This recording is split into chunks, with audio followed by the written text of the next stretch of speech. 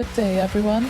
You're watching NewsCreators, your trusted source for the most remarkable stories in AI and robotics. Let's be honest, this is exactly the kind of job I want robots to take. We keep debating whether AI and robots will replace us, but when it comes to running into burning buildings, I'm perfectly happy to let the machines go first.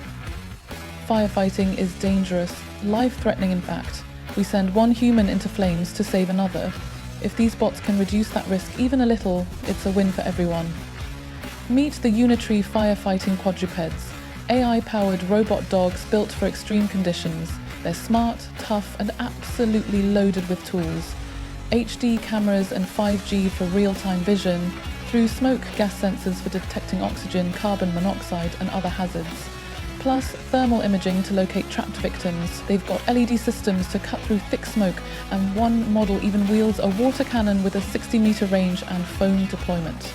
Another creates air corridors to slow forest fires, and yes, they climb stairs, walk through rubble, and can carry over 30 kilos of gear. But here's the thing, they're not replacing firefighters, they're protecting them.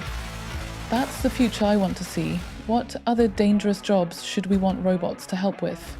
If you found this as reassuring as I did, please share this video, because the more people see what's possible, the faster we can make dangerous work safer for everyone. And don't forget to like and subscribe for more AI breakthroughs right here on NewsCreators.